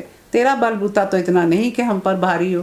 یعنی برادری کا خوف. دیکھیں یہ رسول اللہ صلی اللہ علیہ وسلم سے مماثلت پیدا کی جاتی ہے کہ رسول اللہ صلی اللہ علیہ وسلم کی پشت پر بنی ہاشم تھے، آپ کے دادا سردار تھے، آپ کے چچا سردار تھے، تو وہ سرداریاں تھیں. اسی لیے جب شعب ابی طالب میں آپ کو نکالا گیا تو آپ کے چچا ساتھ گئے تھے، کیونکہ قبیلے کی امان ہوتی ہے. کبھی اس دور میں قبیلے کی امان جس کے پاس ہوتی تھی اس کی بچت ہوتی تھی. تو انہوں نے کہا اگر میں اس کو اکیلا وہاں چھوڑ دوں گا تو یہ لوگ تو اس کے نہیں چھوڑیں گے. تو حضرت، حالانکہ ان کو تو انہوں نے کچھ کہا نہیں تھا، وہ تو اسلام لائے ہی نہیں تھے. حضرت ابو طالب تو ان کی حفاظت کے لیے ساتھ گئے تھے. پھر وہاں ان کا انتقال بھی ہو گیا تھا، حضرت خدیجہ کا انتقال بھی وہیں ہوا تھا. تو یہ اب جیسے رسول اللہ صلی اللہ علیہ وسلم کی بیک پر وہ لوگ تھے تو آپ بچتے رہے، ان سے بچتے رہے، اللہ پھر بچاتا بھی رہا آپ کو. تو اسی طرح یہ کہہ رہے ہیں کہ ہمیں تو بڑا کمزور ہے لیکن ہمیں تیری برادری کا خوف ہے. اے میری قوم کے لوگوں، جان رکھو جو کچھ تم کر رہے ہو وہ اللہ کی گرفت سے باہر نہیں. اور اے میری قوم کے لوگوں، تم اپنے طریقے پر کام کیے جاؤ اور میں اپنے طریقے پر کام کرتا رہوں گا.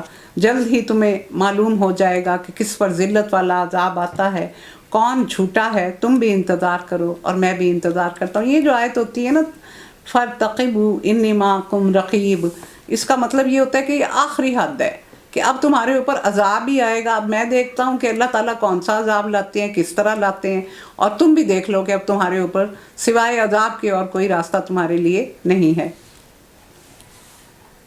آخرکار جب ہمارے فیصلے کا وقت آ گیا تو ہم نے اپنی رحمت سے شعیب اور اس کے ساتھی مومنوں کو بچا لیا، اور جن لوگوں نے ظلم کیا تھا ان کو ایک سخت دھماکے نے پکڑ لیا اور وہ اپنی بستیوں میں بے حس و حرکت پڑے رہ گئے، گویا کہ کبھی آباد ہی نہ ہوئے تھے. اس کا کیا مطلب؟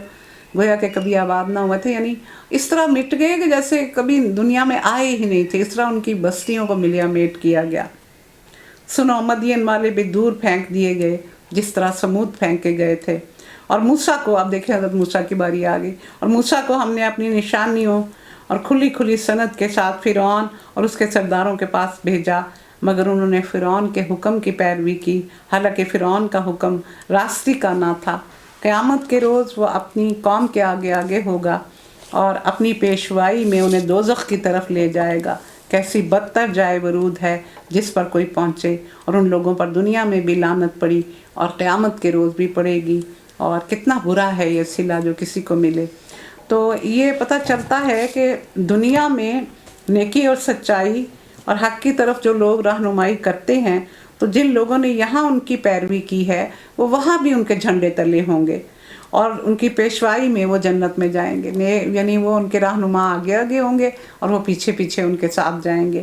اور اسی طرح دنیا میں جس کسی نے یعنی برے راستے کی طرف بلایا ہوگا اور لوگ اس کی بات مان کے اس کے پیچھے لگ گئے ہوں گے، تو جو لوگ ان کے پیچھے چل رہے تھے وہ وہاں بھی اس کے پیچھے ہوں گے اور وہ آگے آگے ہوگا، اور پہلے وہ دوزخ میں جائے گا اور پیچھے وہ لوگ جائیں گے. اور ہر ایک کو قبر میں، یعنی جب برزخ کا عالم ہے، قبر میں عذاب قبر جن کے لیے دوزخ ہے ان کو ایک دفعہ دکھایا جاتا ہے 24 گھنٹے میں، لیکن فرعون اور آل فرعون کو 2 دفعہ آگ کا عذاب ایک دن میں دکھایا جاتا ہے. یہ چند یہ چند بستیوں کی سرگزشت ہے جو ہم تمہیں سنا رہے ہیں، ان میں سے بعض اب بھی کھڑی ہیں اور بعض کی فصل کٹ چکی ہے، یعنی کچھ جگہوں پر تو دوبارہ آبادی ہوئی اور کچھ ایسی ہوئی کہ ان پہ دوبارہ اللہ نے ان کو آباد نہیں کیا۔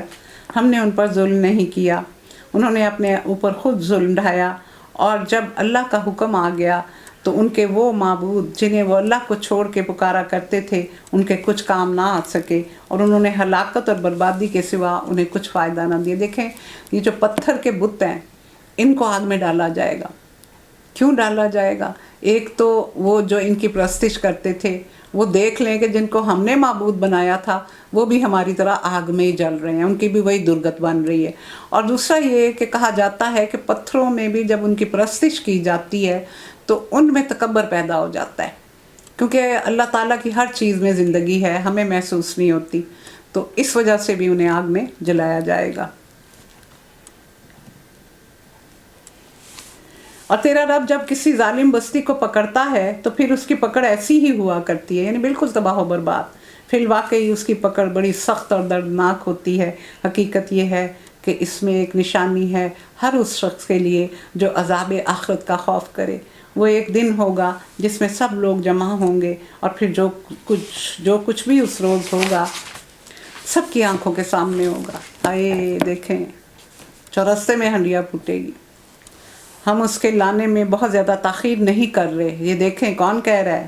ہم اس کے لانے میں کچھ بہت زیادہ تاخیر نہیں کر رہے، یہ اللہ تعالیٰ فرما رہے ہیں، اور ہمیں محسوس ہوتا ہے جیسے قیامت تو کبھی آنی ہی نہیں ہے، بہت ہی دور ہے، بس ایک گنی چنی مدت اس کے لیے مقرر ہے۔ بس جب وہ آئے گا، جب وہ وقت آ جائے گا تو کسی کو بات کرنے کی مجال نہ ہوگی الا یہ کہ اللہ کی اجازت سے کچھ عرض کرے۔ میں نے بتایا نا کہ وہاں شفاعت کا قانون ہے، اللہ سے اجازت لینی پڑے گی، اور جس نے سفارش کرنی ہے وہ بھی اجازت لے گا، جس کے لیے کرنی ہے وہ بھی اس کے لیے بھی اجازت لے گا، اور جتنی کرنی ہے اس کی بھی اجازت ہوگی۔ تو اللہ کی اجازت کے بغیر کوئی سفارش نہ کر سکے گا۔ اور یہ شفاعت کا قانون ہے، اور شفاعت کبریٰ تو ہمارے رسول کے لیے ہے نا، مقام محمود شفاعت کبریٰ وہ تو ہمارے رسول کے لیے، اور ہم ان کے امتی بڑی امیدیں لگا کے بیٹھے ہوئے ہیں۔ عمل ہمارا کچھ نہیں ہوتا، ہاں عمل ہمارا کچھ نہیں ہے، لیکن ہماری امیدیں بہت لمبی ہیں کہ ہمیں ان کے صدقے میں جنت مل جائے گی۔ ان کی خواہش کے کام ہم نہیں کر رہے، ان کی سنت کو، ان کی شریعت کو لے کے ہم نہیں چل رہے، ان کے دین کے محافظ ہم نہیں بنے، قرآن کو ہم نہیں تھامتے، اس کو ہم سمجھتے نہیں ہیں، اس سے ہم محبت نہیں کرتے ہیں جس طرح ہمیں کرنی چاہیے ہے۔ تو یہ لیکن امیدیں ہماری بڑی لمبی ہیں کہ ہم ان کے امتی ہیں تو وہ تو ہمیں بخشوا ہی لیں گے۔ جو پھر کچھ لوگ اس روز بدبخت ہوں گے اور کچھ نیک بخت۔ فَأَمَّا الَّذِينَ شَقُوا فَفِي النَّارِ لَهُمْ فِيهَا زَفِيرٌ وَشَهِيقٌ خَالِدِينَ فِيهَا مَا دَامَتِ السَّمَاوَاتُ وَالْأَرْضُ إِلَّا مَا شَاءَ رَبُّكَ إِنَّ رَبَّكَ فَعَّالٌ لِمَا يُرِيدُ وَأَمَّا الَّذِينَ سُعِدُوا فَفِي الْجَنَّةِ خَالِدِينَ فِيهَا مَا دَامَتِ السَّمَاوَاتُ وَالْأَرْضُ إِلَّا مَا شَاءَ رَبُّكَ عَطَاءً غَيْرَ مَجْذُوذٍ۔ کچھ لوگ بدبخت ہوں گے، کچھ نیک بخت ہوں گے۔ جو بدبخت ہوں گے وہ دوزخ میں جائیں گے، جہاں گرمی اور پیاس کی شدت سے ہانپیں گے اور پھنکارے ماریں گے۔ زفیرن اور شہیق، ایک گدھے کی سانس اندر لے جانے کے وقت جو یعنی ایک عجیب سی آواز آتی ہے، اور ایک جو سانس اندر لے کے جاتا ہے اس وقت آواز آتی ہے بڑی کرخت سی، اور ایک جب وہ باہر نکالتا ہے تو یہ زفیرن اور شہیق اس کی آواز کو کہا گیا، اور وہ سب سے ناپسندیدہ آواز ہے۔ اور اسی حالت میں وہ ہمیشہ رہیں گے جب تک کہ زمین و آسمان قائم ہیں، الا یہ کہ تیرا رب کچھ اور چاہے۔ بے شک تیرا رب پورا اختیار رکھتا ہے کہ جو چاہے کرے۔ اور رہے وہ لوگ جو نیک بخت نکلیں گے وہ جنت میں جائیں گے، وہ جنت میں جائیں گے اور ہمیشہ اس میں رہیں گے جب تک زمین و آسمان قائم ہیں، الا یہ کہ تیرا رب کچھ اور چاہے۔ ایسی بخشش ان کو ملے گی جس کا سلسلہ کبھی منقطع نہ ہوگا۔ اے نبی، ان معبودوں کی طرف سے کسی شک میں نہ رہے جن کی یہ لوگ عبادت کر رہے ہیں، یعنی ان کی پرستش کرتے ہیں، نیازیں، نظریں، دعائیں، ان کے وہ جو ہوتے تھے استھان، وہاں جا کے قربانیاں دیتے تھے، اور اگر اللہ کا نام لے لیا تو بس بادل ناخواست کھا لیا، اگر اکیلے بت کا نام ہے تو بڑے خوش ہیں، اور اللہ کا نام لے کے وہ کوئی اتنے زیادہ خوش نہیں ہوتے تھے، اور کسی جانور پہ اگر صرف اللہ کا نام لیا جاتا تھا اس کو نہیں کھاتے تھے، اپنے بتوں کے ساتھ پھر وہ برداشت کر لیتے تھے اللہ کا نام، لیکن علیحدہ اگر اللہ کا نام لے کے جانور ذبح کیا جائے وہ ان کو پسند نہیں آتی تھی بات۔ یہ تو بس لکیر کے فقیر بنے ہوئے ہیں اور اسی طرح پوجا پاٹ کیے جا رہے ہیں جس طرح پہلے ان کے باپ دادا کرتے رہے تھے، اور ہم ان کا حصہ انہیں بھرپور دیں گے بغیر اس میں کہ کچھ کاٹ کسر ہو، یعنی ہم ہر شخص کو اس کے عمل کے مطابق اجر دیا جائے گا۔ لیکن اللہ تعالیٰ نیکیوں کا اجر تو بہت بڑھا چڑھا کے دیں گے۔ وہاں تو اگر انسان کسی نیک کام کی نیت کرے گا اور کر نہیں سکے گا اس کا بھی اجر اس کو ملے گا۔ اللہ تعالیٰ تو اتنا سخی ہے، وہ نیتوں کے کچھ لوگ ایسے ہوں گے جن کا نامہ اعمال میزان عدل میں خالی ہو جائے گا، بالکل ان کا بورا جو ہے تھیلا وہ خالی ہو جائے گا، ان کے پاس کوئی نیکی نہیں بچے گی، حقوق العباد میں ساری کٹوتی ہو گئی، اور اب وہ ایسے کھڑے ہیں سر جھکائے ہوئے، تو ایک کتابچہ آئے گا اور اس میں مختلف اعمال لکھے ہوں گے، تو وہ کہیں گے یہ فرشتے غلطی سے دے گئے ہیں مجھے، میں نے تو یہ کوئی عمل کیا ہی نہیں ہوا۔ تو آواز آئے گی یہ تیری وہ نیت ہے کہ تو کرنا چاہتا تھا تو کر نہیں سکا تھا، تیری خواہش تھی، تیری نیت تھی تو کرنی، تو اپنی نیک نیتی سے جنت میں جائے گا، اپنے اعمال کی بنا پہ نہیں جائے گا۔ تو اللہ کو تو یہ چیزیں اتنی پسند ہیں۔ ہم اس سے پہلے موسیٰ کو کتاب دے چکے ہیں اور اس کے بارے میں بھی اختلاف کیا گیا تھا، جس طرح آج اس کتاب کے بارے میں کیا جا رہا ہے جو تمہیں دی گئی۔ انہوں نے کیا کہا تھا کہ ہم نہیں مان لائیں گے حتیٰ نؤمن لکا حتیٰ نؤمن باللہ جہرا، جب تک کہ ہم دیکھ نہ لیں سامنے اللہ کو۔ موسیٰ تو دیکھ کے آیا ہے، تو مان لے، ہم نہیں مانتے، ہمیں بھی دکھا دے ہم بھی مان لیں گے۔ یہ اگر تیرے رب کی طرف سے ایک بات طے نہ کر دی گئی ہوتی تو ان اختلاف کرنے والوں کے درمیان کبھی کا فیصلہ چکا دیا ہوتا۔ تو یعنی بات کیا طے ہے کہ اللہ نے جزا اور سزا کا دن رکھا ہوا ہے اور وہ لوح محفوظ میں لکھا ہوا ہے، اس میں کمی بیشی نہیں ہو سکتی۔ یہ واقعہ ہے کہ یہ لوگ اس کی طرف سے شک اور خلجان میں پڑے ہیں، اور یہ بھی واقعہ ہے کہ تیرا رب انہیں ان کے اعمال کا پورا پورا بدلہ دے کے رہے گا، یقیناً وہ ان کی حرکتوں سے باخبر ہے۔ اے رسول، تم اور تمہارے وہ ساتھی جو کفر اور بغاوت سے ایمان اور اطاعت کی طرف پلٹ آئے ہیں، ٹھیک ٹھیک راہ راست پر ثابت قدم رہو جیسا کہ تمہیں حکم دیا گیا ہے، اور بندگی کی حد سے تجاوز نہ کرو۔ جو کچھ تم کر رہے ہو تمہارے رب کی نگاہ میں ہے، ان ظالموں کی طرف ذرا نہ جھکنا ورنہ جہنم کی لپیٹ میں آ جاؤ گے، اور تمہیں کوئی ایسا ولی اور سرپرست نہ ملے گا جو اللہ سے تمہیں بچا سکے، اور کہیں سے تم کو مدد نہ ملے گی۔ ان کی لپیٹ میں نہ آ جانا، ان کی بات میں نہ آ جانا، تو وہ تو کہتے تھے نا 1 سال ہم آپ کے معبود کی آپ کے اللہ کی پوجا کر لیتے ہیں، 1 سال آپ ہمارے معبودوں کی پرستش کر لو۔ اور یہودی کہتے تھے کہ ہمارے پاس تو تورات ہے اور ہمارے رسول حضرت موسیٰ کی تعلیمات ہیں، اور ہمارے دل خلافوں میں بند ہیں، ہم نے بڑی ہدایت اس میں ڈالی ہے، ہمیں نہیں ضرورت، آپ کہتے ہو اللہ کے رسول ہو، آپ اپنا کام کرتے رہو، ہم اپنا کرتے رہتے ہیں۔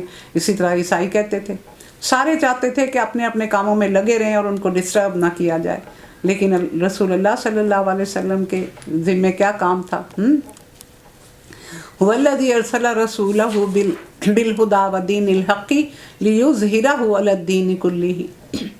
ہدایت بھی آپ لے کے آئے، اور اس لیے آئے کہ اس اسلام کو، اس دین کو پورے ادیان پر غالب کر دیں اور ثابت کر کے جائیں، اور آپ ثابت کر کے گئے۔ در حقیقت نیکیاں برائیوں کو دور کر دیتی ہیں، یہ ایک یاد دہانی ہے ان لوگوں کے لیے جو اللہ کو یاد رکھنے والے ہیں۔ نیکیاں جو ہیں وہ برائیوں کو دور کر دیتی ہیں۔ دیکھیں اگر کوئی شخص مثال کے طور پہ اس وقت آپ جتنا ٹائم یہاں بیٹھتے ہیں میں اور آپ، تو اس وقت تک تو کوئی گناہ نہیں ہوگا نا، تو ایک نیک کام نے ہمیں مصروف رکھا، ہم کسی برائی میں ملوث نہیں ہو سکتے۔ دوسری بات یہ ہے کہ جب انسان نیک عمل کرتا ہے تو پھر اس کو برائی سے نفرت ہونا شروع ہو جاتی ہے، وہ خود بخود برائیوں سے دور ہونا شروع ہو جاتا ہے، اور پھر یہ بھی اچھا نہیں لگتا کہ اگر انسان نیک عمل کرے اور فوراً ہی وہ اٹھ کے کوئی برے کام شروع کر دے، تو یہ بھی بڑی مایوب سی بات ہے۔ اور اس کے علاوہ اللہ تعالیٰ جب اپنے بندے کے کسی نیک عمل سے خوش ہوتے ہیں تو پھر وہ اس کے نامہ اعمال میں سے اس کے گناہ بھی نکلوا دیتے ہیں، فرشتوں کو حکم دیتے ہیں کہ جاؤ میرے بندے کے نامہ اعمال میں سے یہ گناہ جو ہیں وہ خارج کر دو۔ لیکن ہم اللہ کو خوش کریں گے تو یہ ہوگا۔ اور صبر کر، اللہ وَاصْبِرْ فَإِنَّ اللَّهَ لَا يُضِيعُ أَجْرَ الْمُحْسِنِينَ، کہ صبر کرو، اللہ محسنین کا اجر کبھی ضائع نہیں کرتا۔ پھر کیوں نہ ان قوموں میں سے جو تم سے پہلے گزر چکی ایسے اہل خیر موجود رہے جو لوگوں کو زمین میں فساد برپا کرنے سے روکتے، ایسے لوگ نکلے بھی تو بہت کم جن کو ہم نے ان قوموں میں سے بچا لیا، یعنی جو ان میں سے بچتے رہے وہ یہ کام کرتے رہے۔ اور آج بھی بہت زیادہ ضرورت ہے کہ لوگ سر پہ کفن باندھ کے کھڑے ہو جائیں اور اسلام کی تعلیمات کو عام کیا جائے، قرآن کی تعلیم کو عام کیا جائے، نماز کا، روزے کا، حج کا، زکوٰۃ کا نظام ایسا بنایا جائے کہ لوگ اس پر عمل پیرا ہوں۔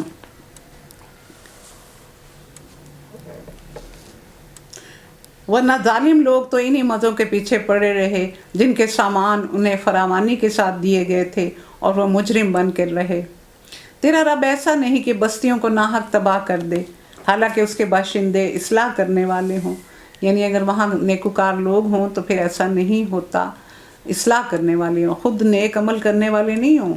ایسی بستی پہ عذاب آیا، فرشتوں کو بھیجا، فرشتے گئے تو انہوں نے دیکھا کہ وہ تو بہت نیک لوگ ہیں، بڑی نمازیں پڑھ رہے ہیں، بڑی باتیں کر رہے ہیں۔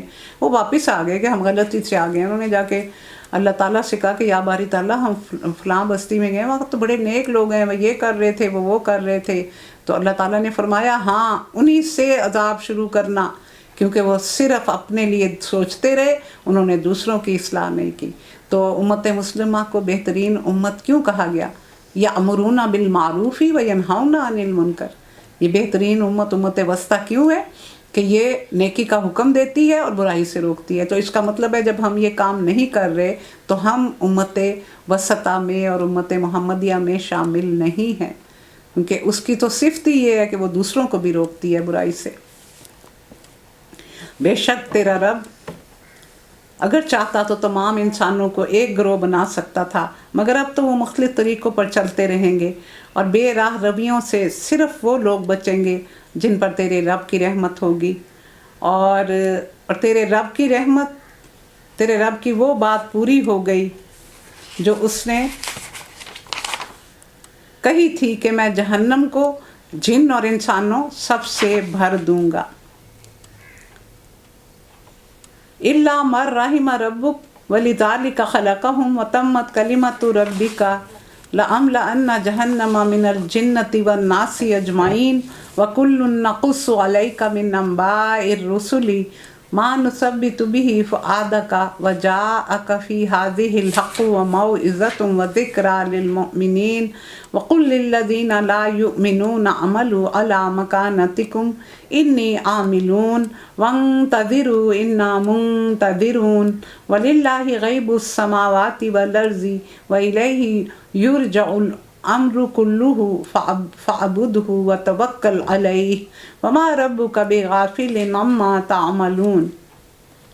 تو اللہ کا وعدہ پورا ہوگا کہ میں جہنم کو جنوں اور انسانوں سب سے بھر دوں گا۔ جب حضرت ابراہیم علیہ السلام نے دعا مانگی تھی کہ یا اللہ اے میرے مولا تو میری ذریت کو نماز کی توفیق دینا اور ان کو پھلوں سے نوازنا، اور جو میری نیک اولاد ہوگی، نیک ذریت ہوگی، اس کے ساتھ یہ کرنا، تو اللہ تعالیٰ نے جواب دیا تھا اے ابراہیم میں تیرے ناخلف اور نافرمان ذریت کو بھی نوازوں گا، لیکن میں انہیں قیامت والے دن گھسیٹوں گا دوزخ کی طرف۔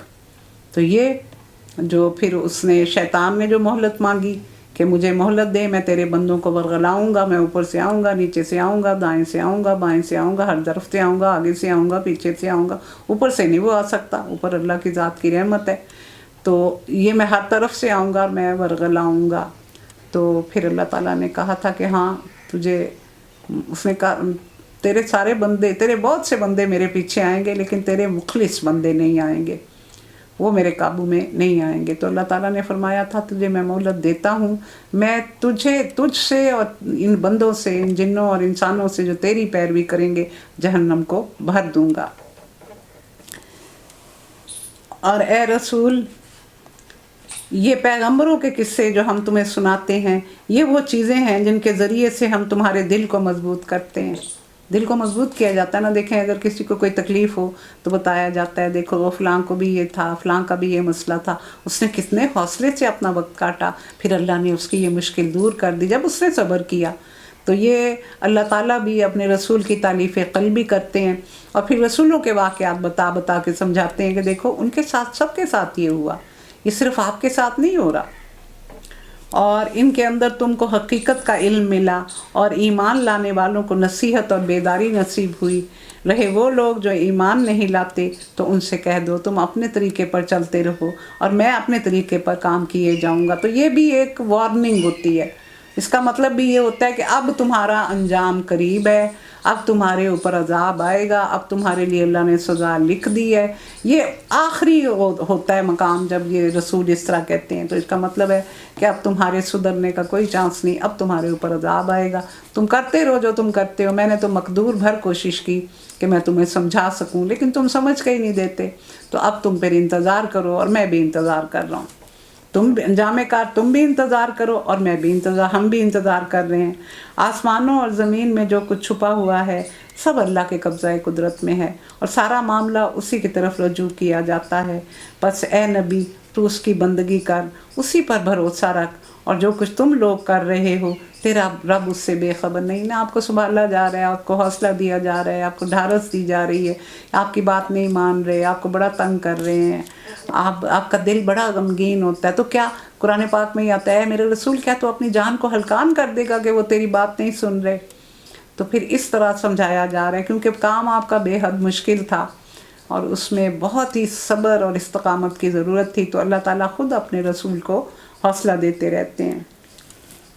جو اپنی زندگانی کو فقط ایک امتحان سمجھا اسی نے راحت و تکلیف کا راز نہا سمجھا، ہے نا، کہ ایک ایگزامینیشن ہال میں بیٹھے ہوئے ہیں اور ایک پیپر ہمیں سالو کرنے کے لیے دیا ہوا ہے بڑا مشکل پیپر، زندگی کا پیپر بہت مشکل ہے، ہمیں یہ نہیں کہہ سکتی کہ آسان پیپر ملتے ہیں، بہت بہت مشکل پیپر ملتے ہیں، کچھ لوگوں کے قدرے آسان ہوتے ہیں، یہ نہیں کہہ سکتے بالکل ہی آسان، یہ نہیں ہوتا، زندگی میں ایسا نہیں ہوتا، تو کسی کو کچھ ذرا زیادہ مشکل مل جاتا ہے۔ جیسے جب ہم پڑھتے تھے تو آؤٹ آف کورس بھی کویسچن آتے تھے نا، آؤٹ آف کورس کویسچن کئی دفعہ آتے تھے، تو یہ پھر زندگی ایسے ہی ہے۔ تو جو اس حقیقت کو سمجھ لے کہ یہ چند روزہ زندگی ہے، میں نے یہ اپنا پیپر سالو کرنا ہے اور یہاں سے آگے چلے جانا ہے، اور میری دائمی زندگی تو وہاں ہے، اور اگر یہاں میں کچھ مشقت کاٹ لوں گا اور کچھ میں جد و جہد آخرت کے لیے کر لوں گا تو میرے لیے وہاں بہت آسانی ہوگی۔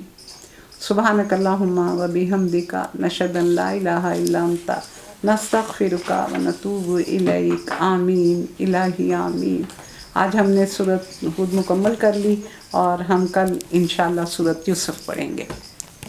ربنا تقبل منا انک انت السمیع العلیم وتب علینا انک انت التواب الرحیم، آمین الہی آمین۔